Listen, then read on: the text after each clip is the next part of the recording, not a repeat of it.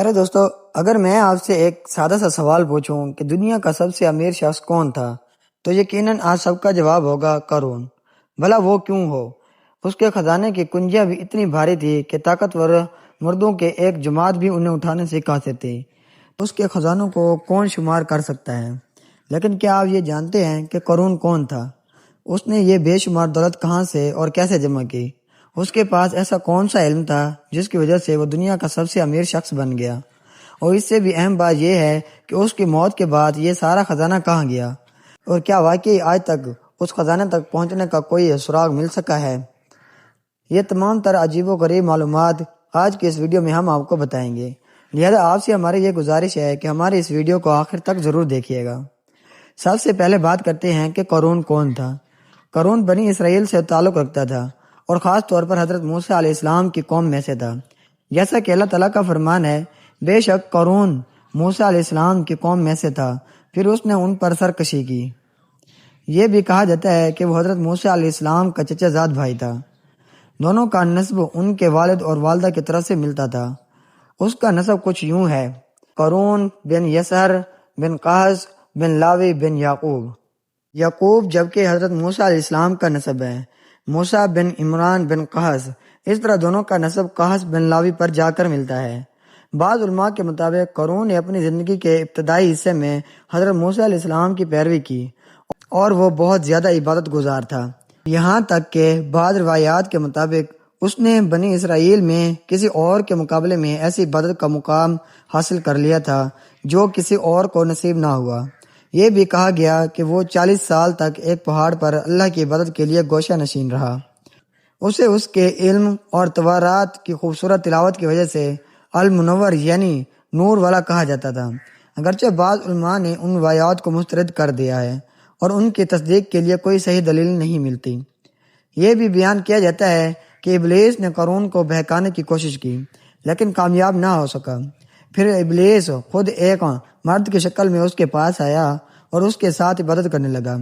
ابلیس نے عبادت میں اس سے بڑھ کر مقام حاصل کر لیا، جس سے قارون کو اس کے سامنے بہت زیادہ عاجزی محسوس ہونے لگی۔ تب ابلیس نے آہستہ آہستہ قارون کو اپنی طرف مائل کرنا شروع کیا۔ اس نے قارون سے کہا، ہم لوگوں کے ساتھ نہ تو جماعت کی نماز پڑھتے ہیں اور نہ ہی کسی جنازے میں شریک ہوتے ہیں۔ میری رائے ہے کہ ہمیں بھی ان کے ساتھ شریک ہونا چاہیے کیونکہ یہ بھی ایک عبادت ہے۔ قارون نے اس کی بات مان لی۔ جب قارون نے ایسا کیا اور بنی اسرائیل کو اس کی عبادت کا علم ہوا تو اس کی عبادات کے ایام میں لوگ اس کے لیے کھانا لانے لگے۔ اس پر ابلیس نے قارون سے کہا، ہم لوگوں پر بوجھ بن گئے ہیں، میری رائے ہے کہ ہم ایک دن کمائی کریں اور باقی ہفتہ عبادت کریں۔ پھر ابلیس نے قارون کو مزید بہکایا اور کہا، ہم نہ تو کسی پر صدقہ کرتے ہیں اور نہ ہی کسی کی مدد کرتے ہیں، میری رائے ہے کہ ہم ایک دن کام کریں اور ایک دن عبادت کریں۔ جب قارون اس مقام پر پہنچ گیا تو شیطان نے اس پر قابو پا لیا اور پھر اسے چھوڑ کر چلا گیا۔ اسی مقام پر قارون کے لیے دنیا کھل گئی اور وہ اپنے سابقہ عبادت اور زہد کو بھول کر دنیا اور مال جمع کرنے میں مشغول ہو گیا، یہاں تک کہ اس نے ایسی دولت جمع کر لی جس کی مثال پوری تاریخ میں نہیں ملتی۔ بات کرتے ہیں کہ قارون نے یہ دولت کیسے حاصل کی۔ پیارے دوستو، حقیقت یہ ہے کہ محققین اس بات کی تصدیق نہ کر سکے کہ قارون نے اپنی دولت کس طریقے سے جمع کی، تاہم اس کے بارے میں کئی روایات مشہور ہیں۔ پہلی روایت کے مطابق وہ تجارت کا کام کرتا تھا جس میں وہ نہایت ذہین اور ماہر تھا، اسی ذریعے سے اس نے بے پناہ دولت اکٹھی کی۔ دوسری روایت یہ ہے کہ قارون کو کیمیا کا علم حاصل تھا، جو ایک چیز کو دوسری چیز میں بدلنے کا علم ہے۔ کہا جاتا ہے کہ وہ خالص کیمیائی عمل سے مٹی کو سونا بنا لیتا تھا، اسی وجہ سے اس نے یہ بے شمار مال و دولت جمع کیا اور دنیا کا سب سے امیر ترین آدمی بن گیا۔ تیسری روایت یہ ہے کہ اس کو اسم اعظم کا علم تھا، جس کے ذریعے اگر کوئی سوال کرتا تو اسے عطا کیا جاتا اور اگر کوئی پکارتا تو اس کی پکار قبول ہو جاتی۔ اس نے اللہ سے مال و دولت کا رزق مانگا تو اللہ نے اسے قبول کر لیا اور وہ دنیا کا امیر ترین شخص بن گیا۔ تاہم ایک اور رائے جو علماء میں سب سے زیادہ مشہور ہے کہ قارون وہ واحد شخص تھا جسے پتھروں سے سونا نکالنے اور پھر اسے سلاخوں میں تبدیل کرنے کا طریقہ معلوم تھا۔ اس طرح وہ اپنے زمانے میں سونا کی پیداوار اور تبدیلی کا واحد ذریعہ تھا۔ کہا جاتا ہے کہ فرعون کے پاس موجود سونے کی سب سے بڑی وجہ قارون تھا۔ اسی طرح قارون نے بہت ہی کم عرصے میں اپنے زمانے کا امین ترین شخص بننے کا اعزاز حاصل کر لیا۔ فرعون بھی اسے اپنے دربار میں اس کی قوم کے دوسرے لوگوں کے مقابلے میں بے پناہ دولت کی وجہ سے زیادہ اہمیت دیتا تھا۔ یہیں سے قارون نے اپنے مال، اپنی ذات اور اپنے اختیارات پر بہت زیادہ غرور کرنا شروع کر دیا۔ وہ لوگوں پر اپنی دولت کا فخر کرنے لگا اور اللہ کے فضل کو بھول گیا۔ وہ بہترین لباس پہنتا، اپنے کپڑے سونے سے بنواتا اور تکبر کی وجہ سے اپنی قمیض کو 1 یا 2 بالشت زیادہ لمبا رکھتا تھا۔ اسی وجہ سے ہمارے رسول حضرت محمد صلی اللہ علیہ وآلہ وسلم نے ہمیں لباس چھوٹا رکھنے کا حکم دیا ہے، کیونکہ یہ تکبر کی علامت ہے۔ یہ جاہلیت کی بھی ایک عادت تھی، جہاں کافر اپنے لباس کو زمین سے 1 بالشت لمبا رکھتے تھے تاکہ وہ اپنے آپ کو امیر ترین اور سب سے زیادہ قد آور ظاہر کر سکیں۔ قارون کا پلنگ اور اس کی کرسیاں بھی سونے کی تھیں، یہاں تک کہ اس کے محل کے دروازے بھی سونے کے تھے۔ اس کے پاس سونے کے عظیم خزانے تھے، یہاں تک کہ اس کے خزانوں کی کنجیاں اٹھانے کے لیے 40 طاقتور مردوں کی ایک جماعت مقرر تھی۔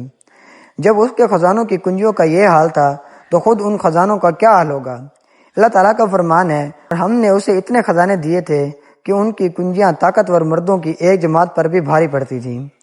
قارون اور حضرت موسیٰ علیہ السلام کی کہانی اس وقت شروع ہوئی جب اللہ تعالیٰ نے بنی اسرائیل پر زکوٰۃ کا حکم نازل کیا۔ جب اللہ نے یہ حکم دیا تو حضرت موسیٰ علیہ السلام نے بھی انہیں اس کا حکم دیا۔ قارون نے سب سے زیادہ ان کا انکار کیا، کیونکہ اسے اپنے مال سے بہت زیادہ محبت اور خوف تھا، لیکن حضرت موسیٰ علیہ السلام کے رعب نے اسے ان کے پاس جانے پر مجبور کیا تاکہ وہ انہیں راضی کرے۔ حضرت موسیٰ علیہ السلام نے اسے حکم دیا کہ وہ ہر 1000 دینار میں سے 1 دینار اور ہر بکریوں میں سے 1 بکری زکوٰۃ میں دے۔ قارون پہلے تو اس بات پر راضی ہو گیا، لیکن اس سے سخت ناخوش تھا۔ جب وہ اپنے گھر واپس آیا تو اسے محسوس ہوا کہ یہ بہت زیادہ ہے، اور اس کا نفس اپنا کچھ بھی مال نکالنے پر تیار نہیں ہوا۔ لہذا قارون نے ان لوگوں سے رابطہ کیا جو اس کے ساتھ بیٹھنے کے عادی تھے، اور ان سے کہا، موسیٰ نے تمہیں بہت سے کاموں کا حکم دیا ہے اور تم نے ان کی اطاعت کی، اب وہ تمہارا مال لینا چاہتا ہے تو ہمیں اس کے ساتھ کیا کرنا چاہیے؟ لوگوں نے کہا، آپ ہمارے بڑے ہیں اور ہم آپ کے حکم کے تابع ہیں، آپ جو چاہیں ہمیں بتائیں، ہم آپ کے ساتھ ہیں۔ قارون نے ان سے کہا، ہم ایک بدکار عورت کو لائیں گے اور اسے مال کی پیشکش کریں گے تاکہ وہ لوگوں کے سامنے موسیٰ علیہ السلام پر خود سے زنا کا الزام لگائیں، یوں موسیٰ علیہ السلام کا معاملہ ختم ہو جائے گا۔ روایات کے مطابق قارون نے واقعی ایک بدکار عورت کو بلایا، اسے 1000 دینار اور سونے کا ایک تشت دیا اور حکم دیا کہ وہ لوگوں کے سامنے حضرت موسیٰ علیہ السلام پر یہ الزام لگائے کہ انہوں نے اس کے ساتھ زنا کیا ہے۔ جب اگلا دن آیا تو قارون حضرت موسیٰ علیہ السلام کے پاس گیا اور ان سے کہا کہ لوگ باہر آپ کا انتظار کر رہے ہیں تاکہ آپ انہیں نصیحت کریں۔ جب حضرت موسیٰ علیہ السلام باہر آئے اور لوگوں سے گفتگو شروع کی تو انہوں نے فرمایا، جو شخص غیر شادی شدہ ہو اور زنا کرے تو ہم اسے 100 کوڑے ماریں گے، اور جو شادی شدہ ہو اور زنا کرے تو ہم اسے سنگسار کر دیں گے یہاں تک کہ وہ مر جائے۔ قارون نے کہا، یہاں تک کہ اگر آپ خود بھی ہوں؟ حضرت موسیٰ علیہ السلام نے جواب دیا، ہاں، یہاں تک کہ اگر میں خود بھی ہوں۔ قارون نے کہا، لوگ یہ دعویٰ کرتے ہیں کہ آپ نے ایک عورت کے ساتھ زنا کیا ہے۔ حضرت موسیٰ علیہ السلام نے فرمایا، اس عورت کو بلاؤ جو یہ دعوت کرتی ہے۔ پھر حضرت موسیٰ علیہ السلام گئے اور اللہ کے لیے 2 رکعت نماز ادا کی۔ جب وہ عورت لائی گئی تو حضرت موسیٰ علیہ السلام نے اس سے کہا، اس اللہ کی قسم جس نے سمندر کو 2 حصوں میں تقسیم کیا اور تورات نازل کی، سچ بول۔ اس عورت نے سچ بول دیا اور جو کچھ ہوا تھا سب کچھ بیان کر دیا۔ اس نے اپنے کیے پر توبہ کی اور اللہ سے معافی طلب کی۔ اس واقعے سے قارون کا غصہ اور حضرت موسیٰ علیہ السلام سے اس کی نفرت اور بھی بڑھ گئی۔ یہی وہ مقام تھا جہاں سے قارون نے حضرت موسیٰ علیہ السلام سے دشمنی شروع کر دی اور ان کی دعوت کی مخالفت اور انہیں جھٹلانا شروع کر دیا۔ قارون حضرت موسیٰ علیہ السلام کو للکارا اور مقابلہ کرتا رہا اور اپنے مال پر دن بدن زیادہ تکبر کرتا گیا، یہاں تک کہ وہ دن آ گیا جب قارون ایک عظیم جلوس کے ساتھ اپنی قوم کے سامنے نکلا۔ وہ اپنے خزانوں کی کنجیاں 70 طاقتور اور مضبوط کھچروں پر لاد کر اپنے ساتھ لے جا رہا تھا۔ قارون کی یہ عادت تھی کہ وہ جہاں بھی جاتا اپنی کنجیاں اپنے ساتھ رکھتا تاکہ وہ لوگوں پر اپنی دولت اور اس کے مالک ہونے کا فخر دکھا سکے۔ جب قارون اسی جلوس کے ساتھ لوگوں کے درمیان سے گزر رہا تھا تو اس کا گزر حضرت موسیٰ علیہ السلام کے پاس سے ہوا، جو لوگوں میں کھڑے تھے اور انہیں اللہ کا حکم سنا رہے تھے۔ جب لوگوں نے قارون کے جلوس اور اس کی عظمت دیکھی تو انہوں نے حضرت موسیٰ علیہ السلام کو چھوڑ دیا اور قارون کے جاتے ہوئے جاہ و جلال، مال اور خزانوں کی طرف متوجہ ہو گئے۔ یہاں تک کہ لوگوں کے ایک گروہ نے یہ خواہش ظاہر کی کہ کاش وہ بھی قارون جیسے ہوتے ہیں۔ انہوں نے کہا کاش ہمیں بھی وہی کچھ ملتا جو قارون کو ملا ہے، بلا شبہ وہ بڑا نصیبی ہے۔ اس پر حضرت موسیٰ علیہ السلام غصے سے بھر گئے اور انہوں نے لوگوں کو نصیحت کی اور بتایا کہ اللہ کا ثواب ان کے لیے بہتر اور دائم رہنے والا ہے، خاص طور پر ان لوگوں کے لیے جو ایمان لائیں اور تقوی اختیار کریں۔ پھر حضرت موسیٰ قارون کے پاس گئے اور انہیں نصیحت کی کہ وہ اللہ کے دیے ہوئے مال میں تقوی اختیار کریں، لیکن قارون نے اپنے اختیار مال پر اور بھی غرور کیا اور موسیٰ سے کہنے لگا یہ سب مجھے میری علم و عقل کی وجہ سے ملا ہے۔ اے موسیٰ، یہ مال مجھے میری ذہانت کی وجہ سے ملا ہے اور اس میں کسی کا کوئی حق نہیں، اور اگر تم نے اپنی نبوت کی وجہ سے لوگوں پر فوقیت حاصل کی ہے تو میں نے مال کی وجہ سے تم پر اور تمام لوگوں پر فضیلت حاصل کر لی ہے۔ میں تمہیں چیلنج کرتا ہوں اے موسیٰ، اگر تم واقعی نبی ہو جیسا کہ تم دعویٰ کرتے ہو تو میں تمہارے خلاف بد دعا کروں گا اور تم میرے خلاف بد دعا کرو، پھر دیکھیں گے کہ ہم میں سے کون زیادہ حق پر ہے۔ حضرت موسیٰ علیہ السلام نے فرمایا تم بد دعا کرو گے یا میں؟ اس نے کہا میں بد دعا کروں گا۔ قارون نے بد دعا کی مگر اللہ نے قارون کی دعا قبول نہ کی۔ پھر حضرت موسیٰ علیہ السلام نے کہا اب میں دعا کروں؟ اس نے کہا ہاں۔ حضرت موسیٰ علیہ السلام نے کہا اے اللہ، زمین کو حکم دے کہ وہ آج میری اطاعت کرے۔ اللہ نے حضرت موسیٰ علیہ السلام کے لیے وہی کیا جو انہوں نے مانگا تھا۔ حضرت موسیٰ علیہ السلام نے فرمایا اے زمین، انہیں اپنے اندر لے لے۔ زمین نے انہیں ان کے پیروں تک اپنے اندر لے لیا۔ پھر حضرت موسیٰ علیہ السلام نے ہاتھ سے اشارہ کیا اور کہا ان کے خزانوں اور اموال کو میرے پاس لاؤ، تو زمین نے ان سب کو باہر نکال دیا تاکہ لوگ انہیں دیکھ سکیں۔ پھر حضرت موسیٰ علیہ السلام نے ہاتھ سے اشارہ کیا اور کہا اے لاوی کے بیٹوں، جاؤ۔ اس طرح قارون اپنے تمام خزانوں سمیت پوری طرح زمین میں دھنس گیا۔ وہاں پر کوئی ایسی جماعت نہ تھی جو اللہ کے سوا قارون کی مدد کر سکتی اور نہ ہی وہ خود مدد کرنے والوں میں سے تھا۔ یوں قارون آنے والی امتوں کے لیے ایک عبرت اور نصیحت بن گیا۔ اب بات کرتے ہیں کہ آج قارون کا خزانہ کہاں ہے اور ان کے خزانوں کا کیا ہوا۔ حقیقت یہ ہے کہ قارون کے خزانوں کے مقام کے بارے میں بہت سی روایات موجود ہیں۔ کہا جاتا ہے کہ قارون کا محل مصر کے جنوب مغرب میں فیوم سوہے کے قریب بحیرہ قارون کے پاس واقع تھا۔ یہی وہ محل ہے جس کا ذکر قرآن میں آیا ہے۔ یہ بھی کہا جاتا ہے کہ اس محل کے قریب موجود جھیل دراصل اس محل کی حدود میں تھی اور وہاں 3000 کمرے تھے جو زمین کے اوپر بھی تھے اور نیچے بھی۔ کہا جاتا ہے کہ جو بھی اس میں داخل ہوتا وہ راستہ بھٹک جاتا اور شاید صدمے سے دو چار ہو کر ہوش و حواس کھو دیتا اور باہر نکل آتا۔ روایات کے مطابق یہ معلومات طویل عرصے تک عام رہیں، یہاں تک کہ آثار قدیمہ کے ماہرین نے ثابت کر دیا کہ یہ تمام باتیں غیر حقیقی ہیں، اور یہ مشہور محل جسے لوگ قارون کا محل کہتے ہیں قرآن میں مذکور قارون کے محل سے کوئی تعلق نہیں رکھتا۔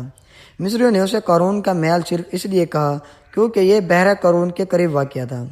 یہ جھیل دراصل اپنی وادیوں اور نہروں کی کثرت سے بحیرہ قارون کہلاتی تھی، جو بعد میں بدل کر بحیرہ قارون ہو گیا۔ یہ بھی معلوم ہوا ہے کہ یہ باتیں یہودیوں نے پھیلائیں جب وہ مصر میں موجود تھے۔ انہوں نے یہ افواہ عام کی کہ یہ محل قرآن میں مذکور قارون کا ہے اور توارات میں مذکور قورہ کا ہے۔ علماء نے اس بات کی تصدیق کی ہے کہ وہ امارہ جسے آج لوگ قارون کا محل کہتے ہیں دراصل ایک قدیم معبد مندر ہے اور اس کا قارون یا اس کے محل سے کوئی تعلق نہیں۔ اسی طرح اس بات کا بھی کوئی ثبوت نہیں کہ موجودہ بحیرہ قارون وہی جگہ ہے جہاں قارون رہتا تھا۔ ان تمام باتوں کے باوجود بہت سے لوگوں نے ان غرق شدہ خزانوں کو تلاش کرنے کی امید میں جھیل کی گہرائیوں میں غوطے لگائے، لیکن آج تک وہاں سے کچھ بھی نہیں ملا۔ جبکہ کچھ لوگوں کا خیال ہے کہ قارون کا محل عراق کے علاقے نینوا میں واقع تھا۔ انہوں نے قارون کو قدیم نینوا کے بادشاہوں میں سے ایک پولو سے جوڑا جس کے پاس زیر زمین خزانوں میں بے پناہ دولت موجود تھی، لیکن یہ بات منطقی نہیں لگتی کیونکہ قارون مصر کی سرزمین پر تھا، عراق میں نہیں۔ یوں ہم دیکھتے ہیں کہ قارون کے خزانوں کے مقام کے بارے میں بہت سی قیاس آرائیاں اور روایات موجود ہیں۔ ہر دور میں کچھ لوگ سامنے آتے ہیں جو یہ دعوت کرتے ہیں کہ ان کے خزانوں کا مقام جانتے ہیں، لیکن حقیقت یہ ہے کہ یہ تاریخ کے سب سے بڑے رازوں میں سے ایک ہے جو آج تک بے نقاب نہیں ہوا اور شاید کبھی بھی بے نقاب نہ ہو۔